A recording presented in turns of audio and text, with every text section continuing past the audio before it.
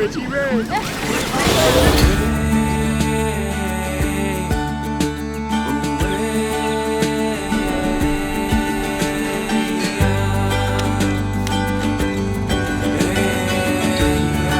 I'm Bhavani Jaroff. I'm the owner of iEat Green. I'm a natural food chef and educator and food activist. And I am creating a Thanksgiving feast for the people.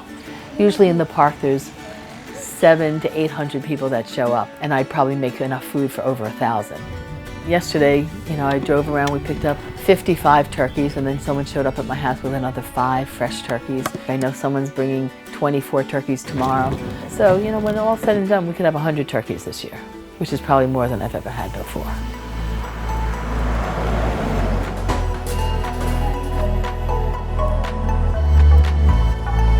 On Friday, I continue shopping. We're going to run off to Costco and Restaurant Depot in a little while.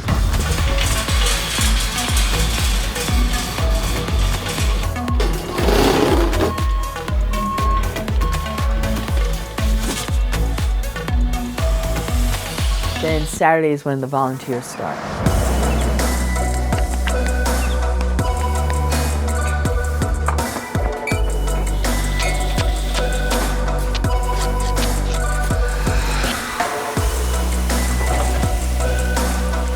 It's important for people to really think of all the people out there that don't have and get into that mode of giving.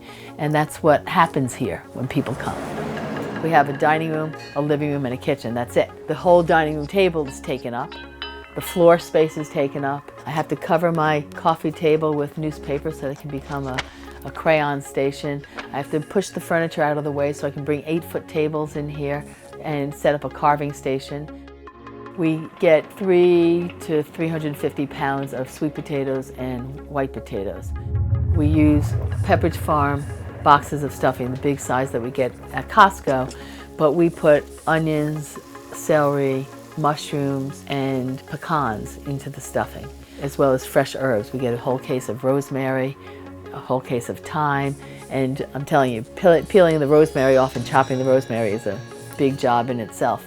And then we're sauteing the mushrooms, the celery, onions, all up on my griddle top, on top of my stove. In addition to the turkey, the mashed potatoes, the sweet potatoes, and the stuffing, we make fresh cranberry relish, which is a rarity. Most people don't know from that. They get the gelled cranberry stuff in a can. We use fresh cranberries that we boil with real 100% Vermont maple syrup. We boil that and with some cranberry juice or cranberry juice cocktail, and then we put fresh walnuts in it and some fresh orange peel. It's delicious, and so we make a big vat of fresh cranberries. We make fresh turkey gravy. All the turkey scrapings I'm saving and I'm cooking down and making fresh gravy, starting with a roux with fresh butter and flour, and then adding the stock and adding all of the brown bits that you get from roasting the turkey, and make the turkey gravy that way.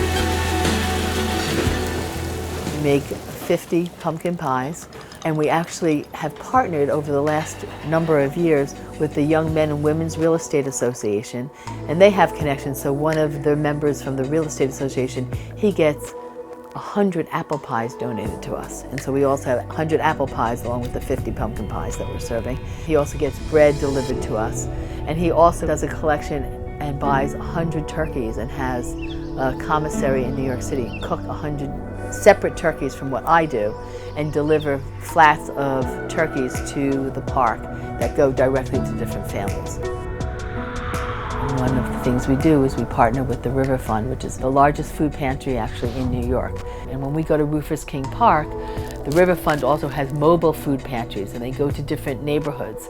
And so every other Tuesday they are in Rufus King Park. So when we join them, we're always joining the Tuesday before Thanksgiving for this event. Last I checked, it was 132 volunteers signed up for all the shifts. Another group that has been partnering with me the last bunch of years that I'd like to tell you about, they're the Worldwide Psychos. And this is a really nice story, or it's also a sad story. One of the real estate guys had his nephew come one year and he just loved it. He just loved the volunteering, and so he decided to start an organization for volunteering to try to get his friends to volunteer, and he called them the Psychos. And that following year he was killed in a car accident. And all of his friends were devastated, and so what they did in his memory is to try to take up this nonprofit organization that he started, they're now called the Worldwide Psychos, and grow it into a real movement. So yeah, well, I'm here representing the Worldwide Psychos. We come here every year. We've been doing this. I've been doing this personally for about 5 years now. You know, the reason I like to do this is, you know, on the day that we actually serve the food. You know, it's nice to be here and prepping the food, getting it ready. But when you go and you see the people, you know, you see the faces of the people that, you know, can't have this every day or don't have this every year even, and then the chance that you can make those people smile and have a good time, you know, just make their day better. There's nothing like that. It's an opportunity to give back, but not only an opportunity to give back, it's, you know, after year, it's, you know, constantly the same faces in which give back. So it's sort of become a family to me. You know, this year I'm fortunate enough to be back. I happen to have my son, he's in the front yard running around, and I want to show him through my actions what, you know, what giving back means and how far it goes. And it doesn't necessarily have to always be financially giving back. It can be a helping hand. And that's what this does. It's a family that gives back a helping hand.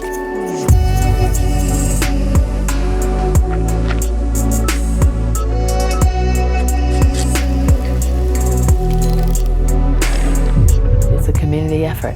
I could not do it alone. I couldn't do it by myself. I need all 130 plus people that are coming here this weekend to make this happen.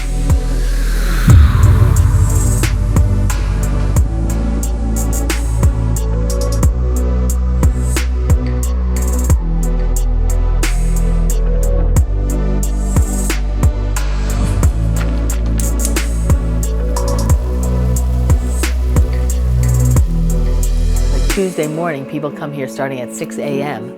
and we take flats of food. We have over 100 flats of food. So I heat up about 80 flats of food, and I bring probably about another 40 flats of food not heated. I have a friend now that has a commissary here on Long Island, and so we send at 6 in the morning, I have volunteers come here and take 48 flats of food over to his kitchen, because we can heat up 24 flats at a time in his ovens. And we'll do that twice. I have a rental company that I've been working with now, A to Z Party Rentals, that donates thermal caddies for me. I own a lot of thermal caddies for my catering business from years past, but I also need more in order to keep 80 flats of food hot. One of the men from the Men and Women's Real Estate Association, he owns the Manhattan Moving and Storage Company. So they send a moving truck along with 3 moving guys to help us take all the food out of the refrigerated truck and put it into the moving truck, along with all of the bags of coats and other equipment that we need for pulling this off. And then I have a whole nother crew that meets us here at 4 o'clock on Tuesday after the event to help clean up and put everything away. So it's a working organism at this point. You know, it's a well-greased machine. You know, I feel very supported, and you know, every year I think, oh God, I gotta stop this. I'm getting too old for this, but I can't. I'm addicted to the good feeling that comes from it.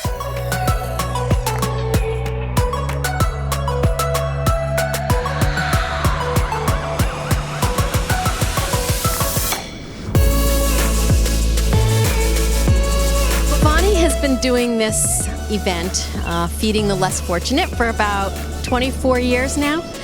And it's just an amazing feat that she pulls off. It's 4 days of cooking and prepping and volunteers from all over Long Island and the city. It makes me feel so good to be here helping and participating with all these wonderful, amazing volunteers. And the energy here it's just perfect.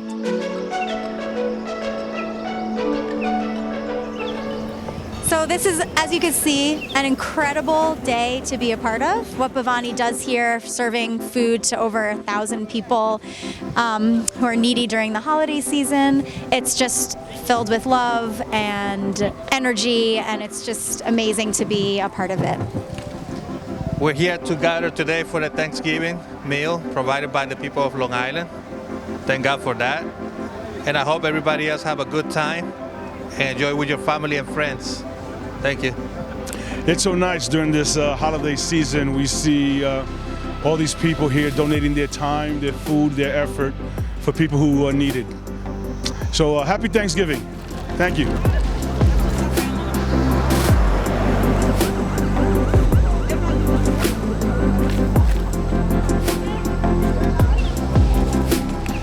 So I just want to thank Bhavani and everybody for such a wonderful day. I mean, it's just incredible. I mean, with the stuff that she does for our community, and community starting with our family, and then our local community, and I think it all manifests here in this, as well as what she does for the world. You know, world politics in terms of food, in terms of social justice.